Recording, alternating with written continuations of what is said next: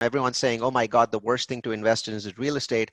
And I'm a data scientist. I'm a math guy. I'm a numbers guy. And I'm looking at the numbers and I'm saying, but these numbers look so much better than they did 2 years ago. How could you Hmm. possibly say it's the worst time to invest? It seems like all the time that you guys were investing the last 3 or 4 years, those were bad times. This now seems like a good time. But nobody wanted to listen to me. My family threatened to basically stop talking to me if I invested in real estate. We grew up, in a lower middle class neighborhood in India, in Mumbai, and I remember that we would get chicken once a week. And so that was like the highlight of our dinner table, Hmm. the day that we had chicken, because the rest of the time you were just basically eating staple foods.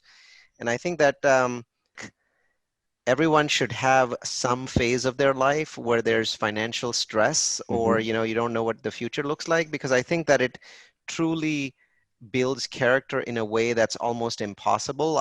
My kids are good kids. They have good hearts, but they have grown up as princes. They have grown up in a huge house with, Hmm. and they've never, had a need for anything. And I feel like you get a warped sense of the world when that happens, and there's really no way to avoid that. So I love the fact that the kitchen table for at least 5 or 6 years when I was growing up was bare. I had two. I had a brother and a sister, and they were twins. They were younger than me. So my dad died when they were six, I think. They were like five, and so Hmm. I was also dad for them, right? So I was elder brother. I was 6 years older, so I was their dad figure growing up. So I had to be very careful around the dinner table on what to say and what not to say. No, actually, it was the exact other way. My mom always said, Neil, you're really set up to be an officer kind. You go to work, you come back, you watch TV, you go to sleep. You're not really set up to be the entrepreneurial kind. You're not set up to open your own business. And sadly enough, I think I believed her. Hmm. And I think that what I realized today that I've always had very strong entrepreneurial ability. So this is one where you kind of take the wrong thing from your parents' beliefs. And so I finished, my computer science degree, went to work for a huge company with 27,000 employees, and for basically wasted 6 years of my life working for them, Hmm. going to work, coming back at 5 o'clock and watching TV and then going to sleep. And so, and right around the 6 year mark, I just felt burned out. I felt like there was something wrong with my life and I needed to take more risks. And so I went to my uncle who was moving to the US and I said, I'd like to go to the US. I've always loved the US. And I know that people like me with the kind of skills that I have are very much in demand. This was the late 90s, right? Hmm. So this place was blowing up. Silicon Valley, they were desperate for, engineers. And she was like, yeah, but you're usually the laid back kind. Do you want to get into something that's going to be really problematic? You understand that, it's a big fight. You don't just go there and get the red carpet rolled out. And it didn't happen. I mean, it was the first year here was a real struggle, despite the fact that I had the right degree and the right Hmm. experience. And so, my first car in the US was $450. And Hmm. I'm proud to say that I sold it 9 months later at $550. So I made $100 on that car. And so it was very tough. I mean, I slept on hand-me-down mattresses, and I slept in the garage of my aunt's home in Fremont, California. So I did that piece, and I realized as I went through that piece, that wasn't very hard for me. I mean, Hmm. you kind of going through it, roughing it out, it was okay, no big deal. And so I realized that I had to do more entrepreneurial stuff. But then I got derailed again when a company made me an offer. I accepted their offer, and 2 years later, I was the VP of the company. And then I got the chance to basically be what is known as an intrapreneur. Hmm. An entrepreneur opens companies, kind of launches companies and works on them. An intrapreneur does the same thing inside of a company. Hmm. So the CEO of the company, his name's Paul, was a visionary. He's a very, very smart guy, Iranian guy that had a PhD and a master's degree, I think from two different universities here, like genius level smart. I think what he realized was that I was the kind of guy that loved launching companies, but I wasn't really truly comfortable with going out there and doing it myself. I'd like to do it under an umbrella. Hmm. So he allowed me to basically take crazy ideas that I had and make those ideas come to life. And we launched 4 companies. 3 of them succeeded. One of them Wow. never grew beyond $100,000 a month in revenue. So we eventually shut it down after trying for 3 years, even though it was profitable. It was just too distracting, compared to the other businesses. And so we went from, and it was predominantly in the education arena, so technology education. So we kind of created all these companies and then sold them together as one package deal on one day in 2013. Oh, wow. So from 1992 to 1999 to 2013, we were building these companies together as two partners. I was a junior partner, he was a senior partner. So it was really nice to be able to be an entrepreneur and still be inside a company, still have a salary and still know that was there. So in hindsight, Matt, I feel like it was bad for me. But while I was going through it, it still felt good to create these new companies and still basically have the confidence that, I had a W-2 salary. I just feel like I didn't stretch far enough because of that. There was just a comfort zone. 2013 was when we sold that company, and I'd been doing real estate for a while before that. Okay. I got into real estate in reverse. We decided to build our own campus instead of renting from other people, and so the CEO basically threw me straight into the water there, saying, you helped me build it. And he knew a lot. I mean, he knew a lot more than I did about building and constructing these things. And so obviously the mentorship was phenomenal.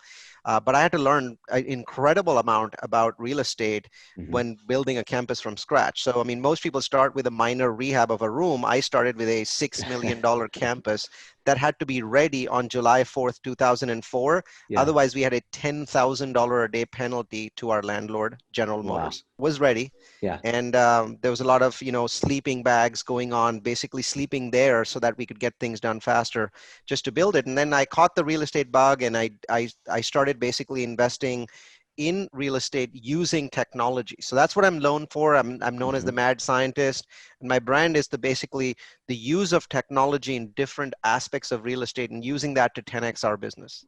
I'll start with an anecdote of how I did it, and then I'll talk about how I use it today, right? Okay. So it's 2009. I'm making a lot of money from my tech company, but the real estate world is falling apart. Everyone's saying, "Oh my God, the worst thing to invest in is real estate." And I'm a data scientist. I'm a math guy. I'm a numbers guy, and I'm looking at the numbers and I'm saying, "But these numbers look so much better than they did 2 years ago. How could you possibly say it's the worst time to invest? It seems like all the time that you guys were investing the last 3 or 4 years, those were bad times. This now seems like a good time." But nobody wanted to listen to me. My family threatened to basically stop talking to me if I invested in real estate. And I just didn't listen to anybody. So I said, you know what? I'm going to prove you guys wrong. The math is completely against you.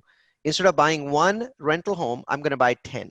I'm going to buy 10 rental homes, and I'm going to buy them in the same place, but I'm going to use mathematics, and I'm going to show you how I'm going to use math. And so it became like a stubborn thing for me, where I was basically up against my family, who was just saying, no, no, no, don't invest in real estate. And I have a clan, not a family, like 42 people. Right? So what I do is I go to this guy, Ukrainian hacker, and I basically say, could you please spider the Zillow website for me? So the next day he comes back with the whole website. I'm glad that the FBI was knocking down at my door. So he comes back with the whole website in an Excel spreadsheet, and I sort it, and I say, what cities in the U.S. dropped the most from peak to trough, right? So 2005 peak, 2009 trough, and it turns out it's a Californian city. Yay! So I get in my car the next day, and I drive 144 miles to Madera, which is near Fresno. And I basically drive into the city, and I realize why the cities dropped the most. Kaufman and Broad, which is one of the biggest builders in the US, built an entire brand new section of the city. And they basically had all these farm workers using undocumented income buy all these properties. By 2009, all the farm workers had left. Yeah. So the entire section of the city was empty. And so I go to a builder and I say, how much are these worth? He says, well, they're selling for 90,000, but the new cost of construction is 180 to 200K. So I said, so if I wanted to build one today, it would cost me 200K? He said, yes. So I said, but they're brand new. Nobody's ever lived in them. They're $90,000. He said, yeah, there's only one problem, Neal, and you have to solve that problem.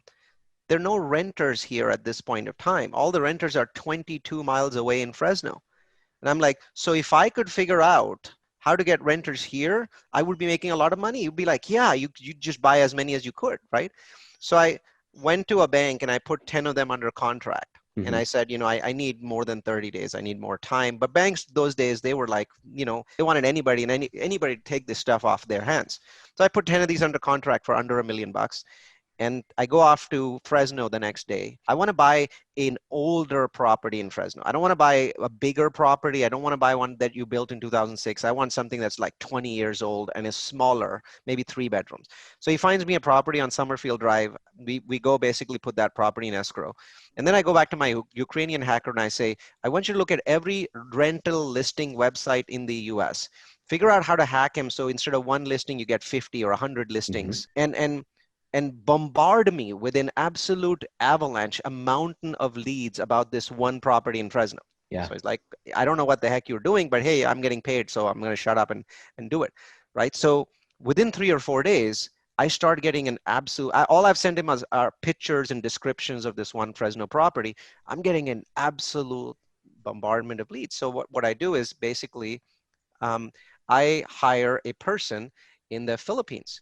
And I have her process these leads. And one of the things that we start telling people is that, that property we think is gone. We think there's a lot of interest in it, but there's these other properties. They're 22 miles away. They're brand new. Here's a bunch of pictures and a bunch of videos. So I paid $500 to a videographer to take these exquisite pictures, the ones that are super saturated, look phenomenal. And we're sending them videos of property after property after property. And people are like, no, this is bullshit. I don't want to go to Madera. I live in Fresno. But if you get a mountain of leads, only one person has to agree to check a property out of every 100 leads. So in 30 days, we must have processed like 3,000 or 4,000 leads. Wow. And we had to do it very quickly because you can't keep the properties in contract forever. You have to pay for them, right? So there's a point at which your money is going to go hard. Your deposit is going to go hard. So we had to figure out how to fill them. But I think 35 days later, I had $11,000 in cash flow. And so that was the first use of technology. And then the use of technology to basically hack all of these sites on the internet to get 10x the lead flow. Yeah. And then the third one is the use of outsourcing to process those leads to get these people in. And it worked, right? So I became addicted, not to real estate, but Matt, I became addicted to hacking real estate with technology. And so the rest of my career has been a long string of those sorts of things. But this is how it all started. And I really didn't use these exact things again, so I can tell you what I did next. But that was it. There was this addiction, this high of saying, I use tech to do things that 10x'd my revenue, my potential benefit. Just so you know, I own all of those properties now, and the revenue from them is absolutely phenomenal because I've only got like $50,000 left on all of these properties in terms of my principal, but they're all worth $300,000 each, right? And it changed my life. Even though my big fat tech salary was still bigger, all of a sudden I felt free. There's always this fear with tech people that, your boss is going to realize that he can hire 3 young guns, for the same price that he's paying you and get rid of you and hire those 3 guys. My boss wasn't like that. He was great, but you always have the fear in the back of your mind, right? So you're just killing yourself with the tech job. And when this happened, I stopped killing myself. I started saying, if he fires me, you know what? My lifestyle is paid for, right? I'm not making as much money, but it's no big deal, right? Life will go on. Yeah. So, real estate really saved my soul. So I did duplexes, I did quadplexes, I did collections of triplexes. So it was a gradual process, but what really happened was not buying properties. What really happened was me starting to say, what else can I hack or change or use technology in? So it was really a jihad. It was a crusade, and it had nothing to do with buying properties. It was just all about, it seems like this real estate people, they're different from us geeks in that they don't think like us. They don't behave like us. So maybe there's an angle here that I can use, and then I can publish it on the web and tell people about it, right? So there was this like everything had to be published on the web. So what I started doing was, so I went to another guy and I said, I want to spider the Census Bureau website, the BLS website. I want to spider Zillow and Trulia and all these other websites. And I want to build a big database because I'm going to try and figure out the answer to the question, what are the best cities in America to invest in? And what are the best neighborhoods in those cities? So that question became an absolute fanatic obsession for me, right? So I was like, I have to be able to answer this in a quantitative way. And Mm-hmm. then within that quantitative way, I have to be able to answer it in a qualitative way, right? Those are the two things that geeks like us care about. We want quantitative analysis, but then we want qualitative analysis.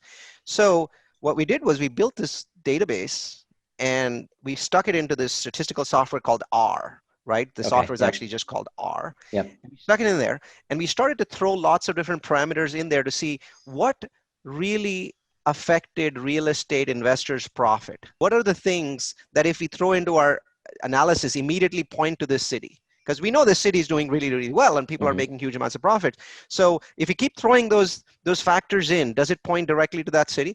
So that's what we did. And I'm trying to kind of dumb it down here because it was a very, complicated algorithm. But in the end, here's the answer to all this skullduggery, was that five things made the big difference. Cities that had these five things going for them, everybody made money. Even the ones that were buying foolishly made money, simply Okay. because there was a huge upward momentum. All ships rose all the time, right? So it was population growth, job growth, income growth, home price growth, and crime reduction. Immediately the moment I say this, people are like, no, no, but you didn't look at schools. You didn't look at poverty levels. And the answer is, I did. I stuck in the schools and ended up with the same exact list of cities. So when I took the schools out, because the list was the same and I wanted the simplest possible system, Mm-hmm. I didn't do schools. You want to add schools, go at it. I mean, I'm sure there's a benefit. My focus was, what is the smallest number of factors that gives me the same list of city as the big list of factors? Mm-hmm.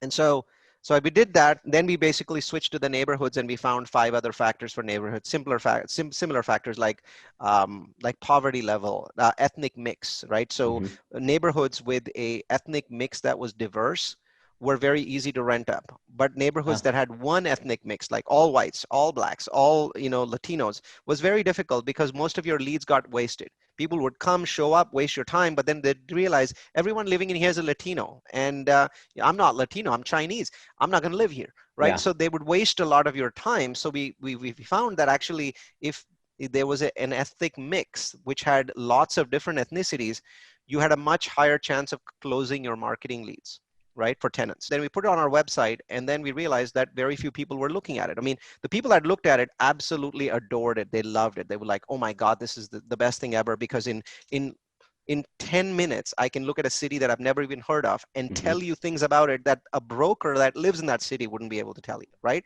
It was that powerful. But there were only like 50 people a month taking it. And so we're like, okay, let's send an email to our database. And by now I was pretty famous, kind of a micro famous person in Mm-hmm. the geek, the not the geek vertical, but the real estate geek vertical, Yeah. right? So Right. people that Right. are, in real estate but are very geeky and like data. So I was, famous within that vertical, and there were like all these thousands of people that knew me there. So I sent an email out to them and said, so we have this product, you've seen it, it's awesome. How do we have 10 or 50 times the people look at this? And that was actually a great email, because the answer that came back was really straightforward. Three of the people that sent it back said, you need to look at online education portals, create a video course and stick it there. And so I Google it, and the biggest one is udemy.com, Mm-hmm. udmy.com. So I'm like, okay, maybe I can get 50 more people a month here. So I spent about 20 days basically creating a video course that's about 3 hours long, and I stick it on udemy.com/real focus. That was the name of the system. And it just exploded. I mean, Wow. so if yesterday I was showing somebody how many students I have on that course right now, there are 6,420 people taking the course just Wow. yesterday, right? Wow. Wow. And there are 600 five-star reviews, which are more reviews than all of the real estate courses on Udemy put together. And the average review is 4.8 out of 5. So it just went nuts, because people realize that this guy is a geek who's not even a real estate guy. He does something in Mm-hmm. tech. He has a full time tech job, but he loves doing all this, skullduggery with numbers, right? This geekery, and then just gives it away. And so people loved that.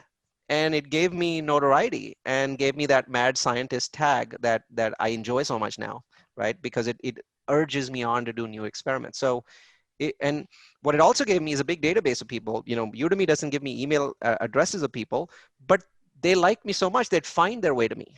right? So they'd find their way to Right. multifamilyu.com, to Grow Capitus. You see that behind me, growcapitus.com. That's our website. Because by this time, I was beginning to transition into real estate. I was like, hey, people like what I'm doing. Why shouldn't I charge for it, right? Yeah. So at some point when the company was sold, I took 3 months off, realized that retirement is an absolutely horrible concept when you're 40 years old.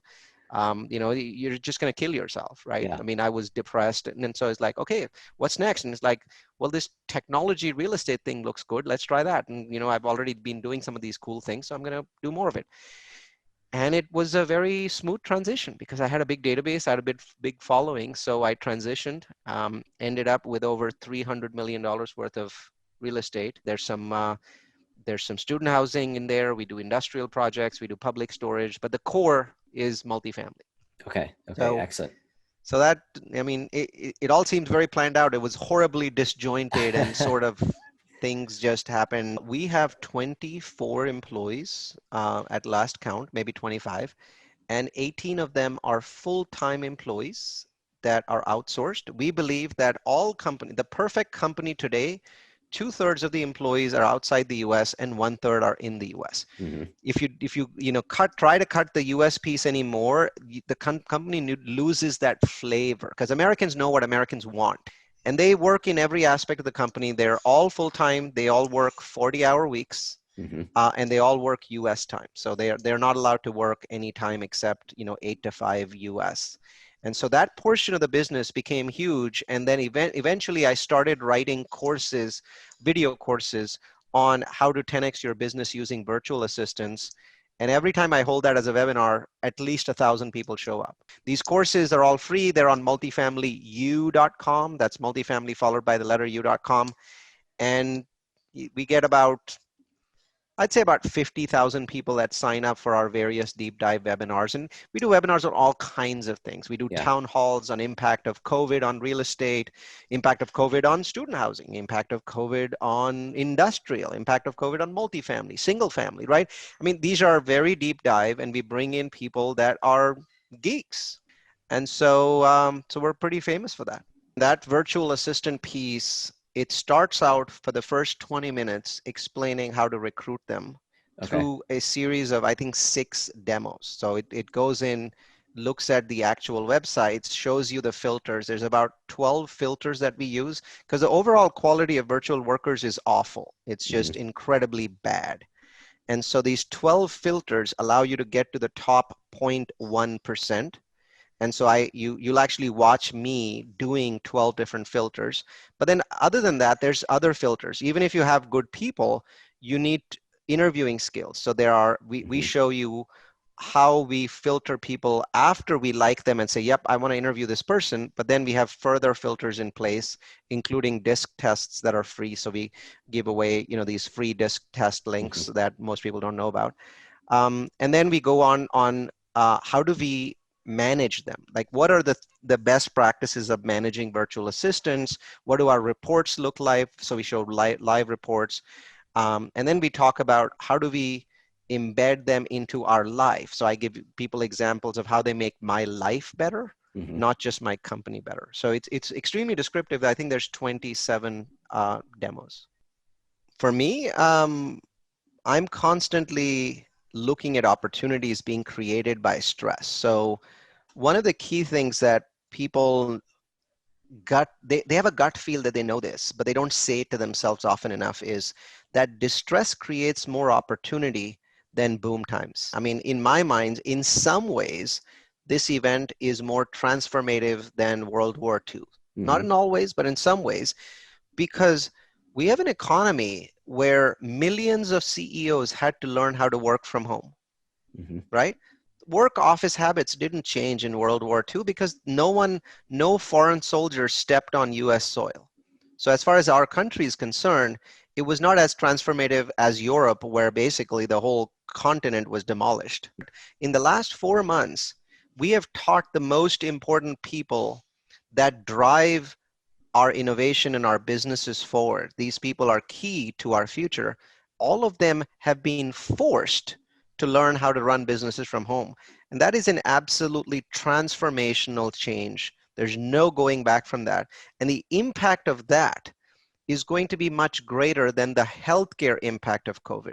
And I Mm-hmm. don't want to minimize the healthcare impact of COVID. 130, 160,000 Americans are dead. So it's obviously a huge impact. What I'm trying to say is that if you compare a mountain to Everest, Everest is going to look better. The impact of COVID is much larger in Mm-hmm. the way that it did two things. Well, three, I should say.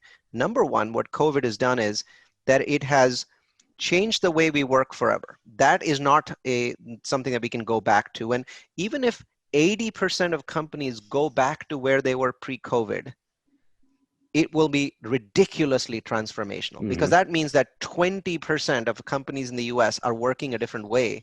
And that changes things in a way that's so radical that we can't even begin to explain that to people, right? So that was the first impact that it had. The second impact, which is tied to the first one, is that there's going to be a portion of the US workforce that does not need to live in expensive cities anymore. They don't Mm-hmm. need to fight traffic. They don't need to live in these expensive places. They can go out and choose cities based on their interests. If they're skiers, they'll head to Provo, Mm-hmm. right? If they'll go to Idaho or Boise if they like, canoeing or things like that. So they're going to be heading out. They're going to go to Montana if they like, the ski slopes. I mean, so there's a lot of these amazing places in the US that people have never lived in because they were nervous that their bosses truly didn't like work from Mm-hmm. home. But now that companies are making announcements and CEOs are working from home, it becomes much easier to take that step. And that changes the way real estate is done in this country. When I'm in such a transformative time, I'm doing a lot. I mean, I am looking on the one side, creating funds to buy distressed hotels. Mm-hmm. On the other side, I'm buying industrial, because the third and final transformative effect of COVID was this.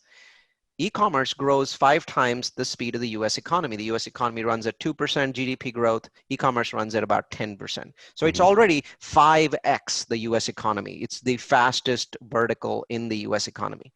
In the last 12 months, which included all these COVID months, e-commerce grew at 77%, while the US economy grew at 0.